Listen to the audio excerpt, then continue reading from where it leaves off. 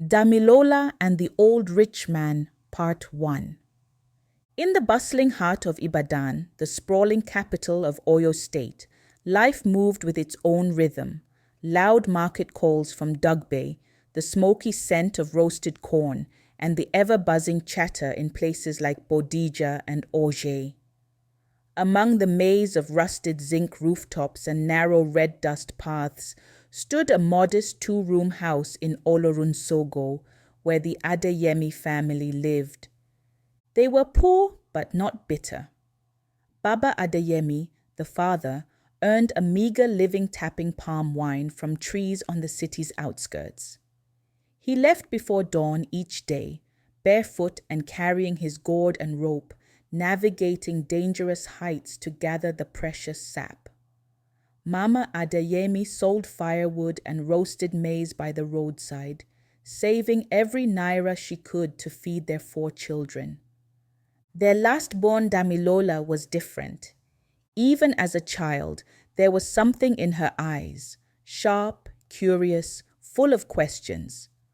While other children played 10-10 and suwe in the dusty street corners, Damilola could be found sitting under the old mango tree behind their house, flipping through torn pages of old textbooks and newspapers her mother had collected from customers.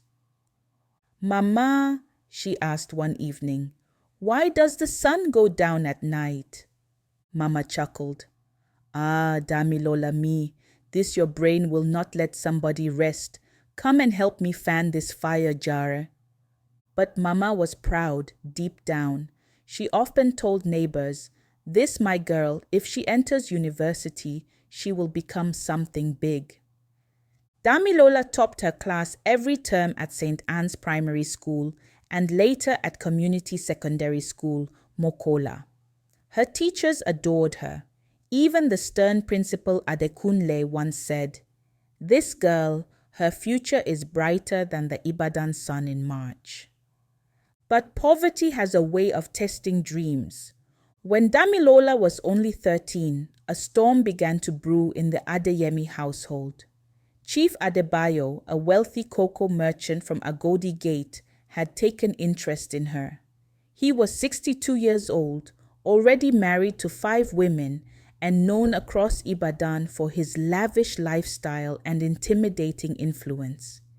He came in a sleek black SUV one Sunday afternoon, accompanied by elders and his driver who wore dark glasses. He had heard of Damilola's beauty and maturity and wanted her as his 6th wife. Baba Adeyemi was stunned and flattered. "Chief said he will pay 50,000 naira in bride price," he told his wife that evening. "He'll even renovate this our house and buy you a new wrapper." Mama's face fell. "But she is just a child, and she wants to go to school." Baba's tone hardened. "Which school? Has school paid us? Look around. We're suffering. This is our only way out." Later that night, Baba called Damilola to the living room. She had just finished washing her uniforms and was readying her books for Monday.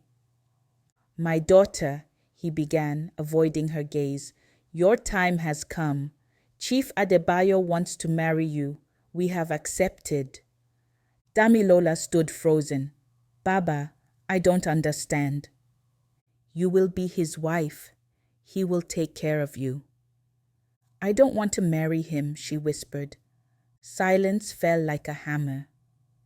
"What did you say?" Baba's voice was sharp now. "I want to go to school. I want to become a doctor." Baba rose to his feet. "Doctor? You think we're rich? You think books will feed this family?" Mama tried to intervene, but the old man was too angry to listen. That night, Damilola lay awake, staring at the cracked ceiling.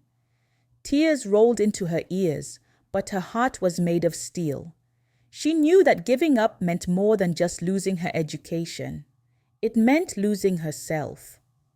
The next morning she went to school as usual, but the news had already spread.